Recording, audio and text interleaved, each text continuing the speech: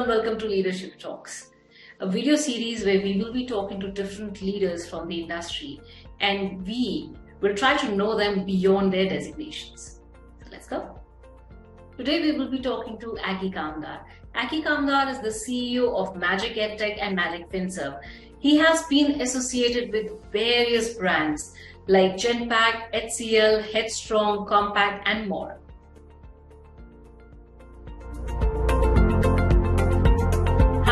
Welcome to the show. We will start with where your journey actually started from, because we definitely know that you have had, you've had an inspirational journey and a really long and successful career. So our viewers would love to know, you beyond the designation. And let's start with talking about your childhood, your native place, your family, and if there's any particular, childhood memory that's been dear to you, if you could just share that with us.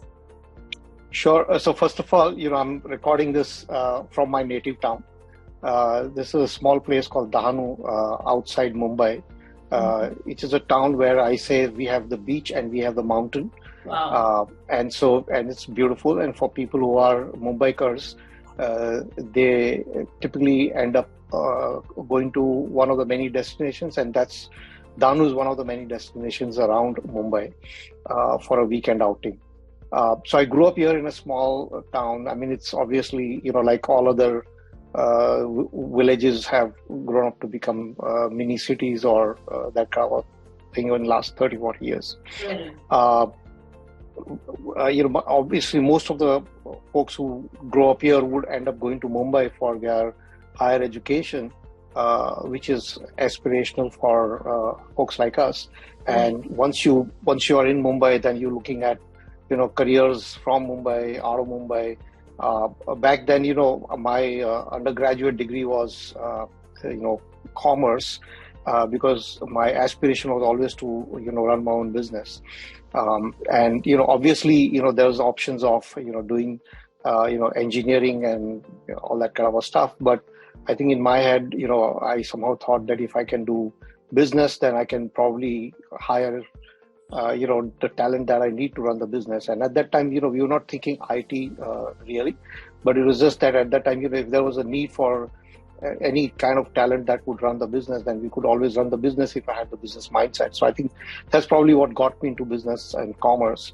But I didn't believe that, I would land up joining a computer company way back in 1985 when I began my career, which is really an interesting story because, back then when you did your MBA, you're looking for a marketing sales role in a multinational company like Levers, Cadbury's, or something like that. And here walks in Hindustan Computers Limited, which is called now HCL, and convinces all of us to think about computers as a career.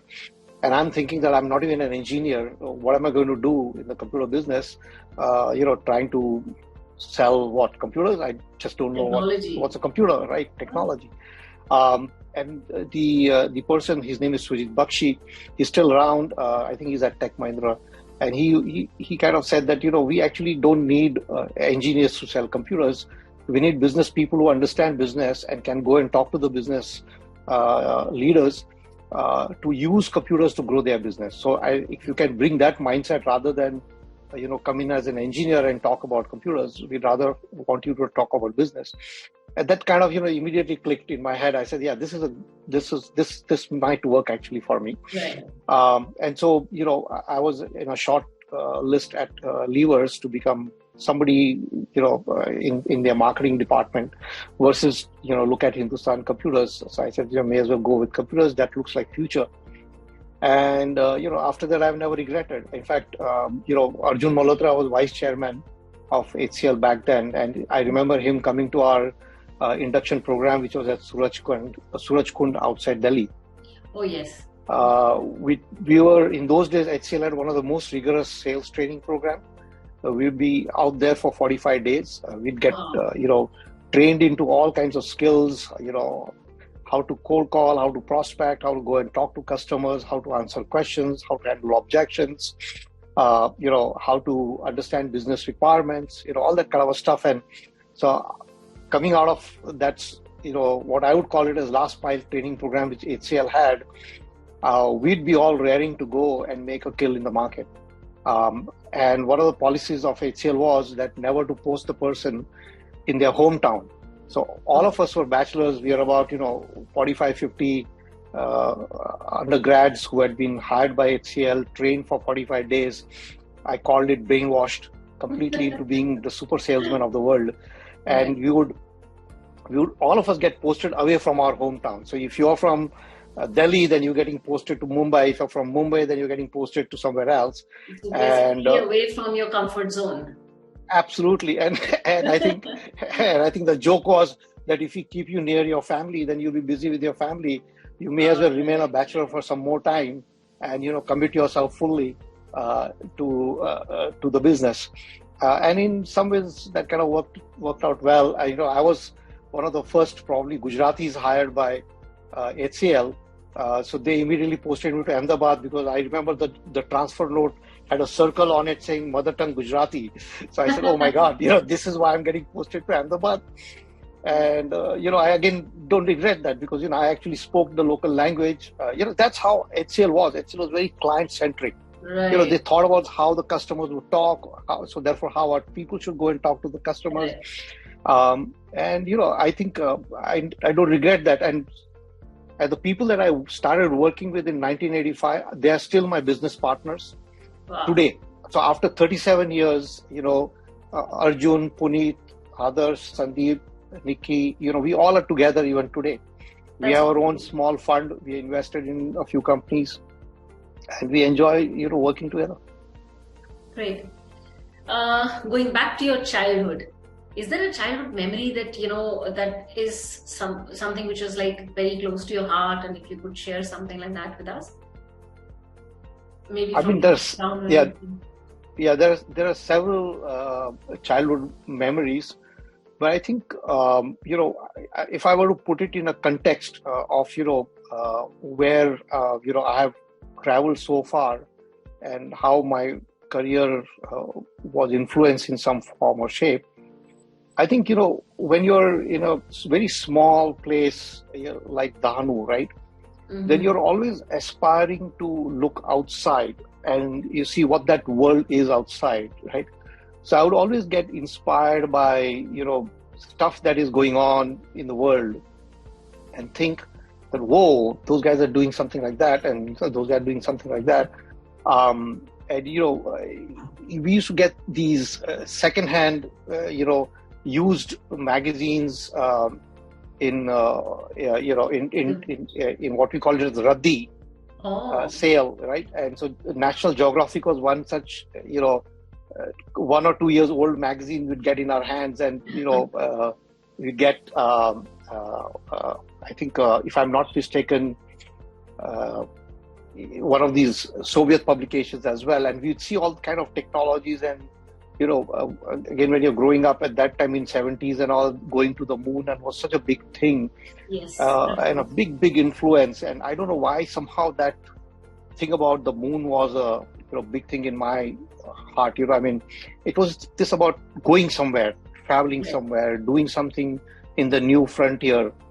And I think it's somehow stuck in my head. So I became a big science fiction reader, so I was a big fan of Isaac Asimov. I read all his books, Arthur C. Clarke, and you kind of grow up on that. And then as I if you see my choice of career, also I could have joined a company like Hindustan Levers and sold soap or chocolates or washing powder or whatever, or I could have joined computer company. I joined computer company, which didn't look at that time very lucrative, at least in '85.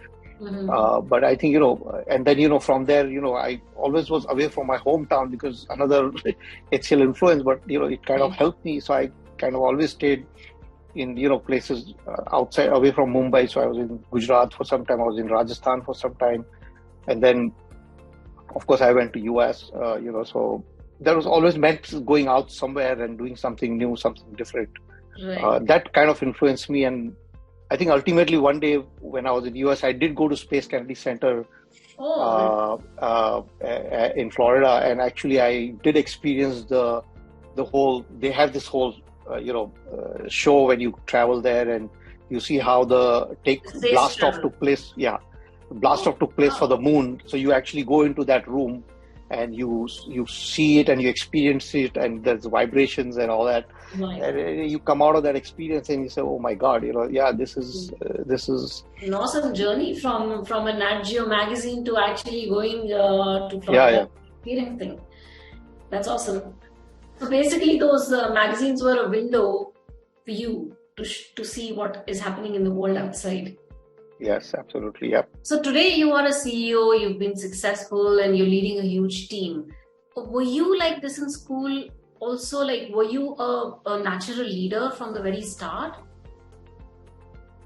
I I I think I've been put into positions often where I ended up leading a team, and I think I can trace back whether it's my school days. I would land up leading my cricket team, and again, I may not be the best cricket player in that team, but I was certainly a person who was able to bring the teams together.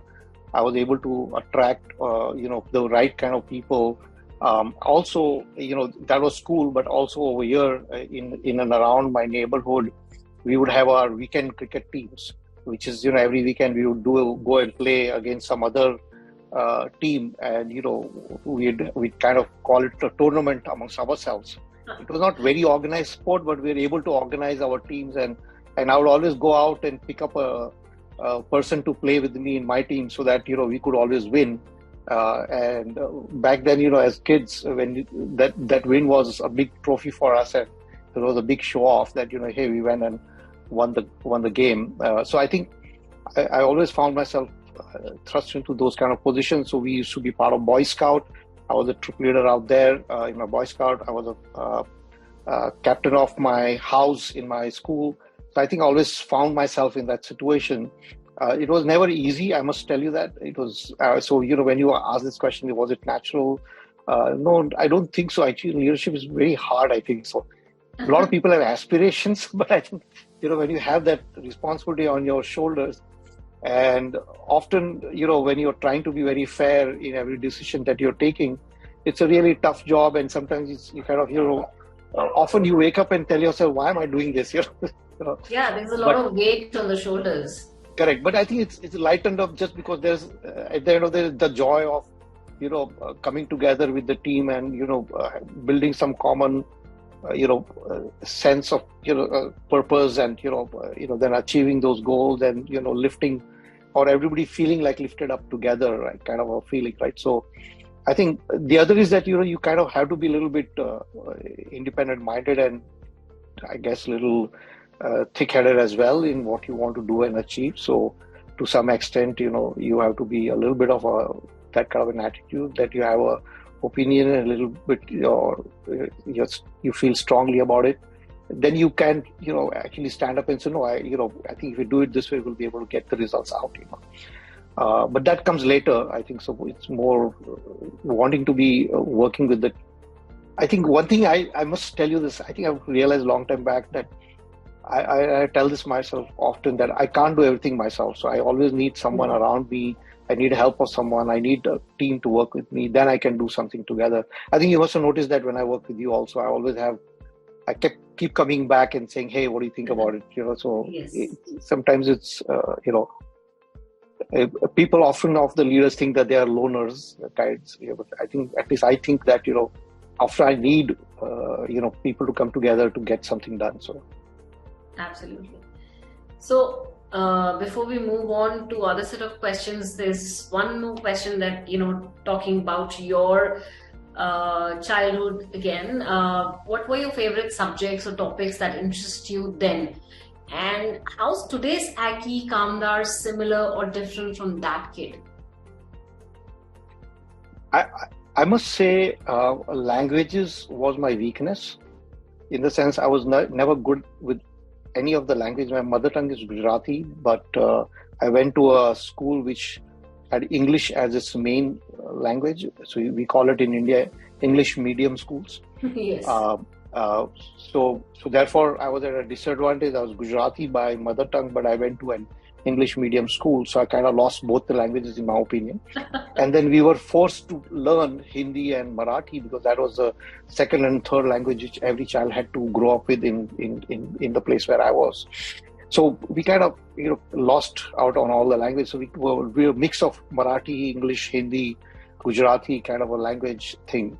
That was my weakness. But nevertheless, I think my favorite thing was stories and literature and my uncle was a school teacher in the same town here, and he instilled that love of interpreting stories, interpreting poems, and so yes, it was weakness, but I still enjoyed the whole aspect of storytelling and aspect of what literature brings to you is empathy, your ability to understand different characters and walk into the shoes of those characters when you read a book. Right. And I think, as a child, I enjoyed that. And today, after many, many years also, I still go back to that. And there are often times when I'm still reading a novel or a poem, and I'm able to go back to my childhood and that how my uncle taught me to understand and interpret those lines and figure things out. It's still always a joy for me to open a book and sit and spend time. Absolutely. And I think fiction is something which somehow strengthens our imagination and helps us be more creative. So great. Oh, you're never short of imagination if you fall in love with reading fiction. Yeah, absolutely. In fact, I tell this to everyone. There's this big debate, do-it-yourself books versus, advisory guidebooks, how to lead your life versus, fiction. And I say, I'll any day pick up a fiction because, and you have to actually think, some of the, I think even the person who's writing fiction, right? He's by trade, probably he's a liberal arts student and has gotten into writing. And they sometimes write in their imaginative world something so far out, which ultimately world lives up to that kind of a scenario. We talk about Neil Stephenson writing about metaverse in Snowstorm, a fiction book in 1970s. That metaverse has become a main word right now. In today's world. So I think I think you have to think like that. H.G. Wells is another example. A lot of see his fiction books. Movies. Yeah, I remember watching those sci-fi movies where people are trying to talk with their watch and all that, and you have it today. So at least there are some articles that I read which are very interestingly talking about how science is also taking inspiration from all these sci-fi movies and the imagination of those people who actually wrote those novels or probably created those movies. So I think, yes, you have to imagine before you actually make that thing. So something very strong and maybe a starting point. Yeah, absolutely. So,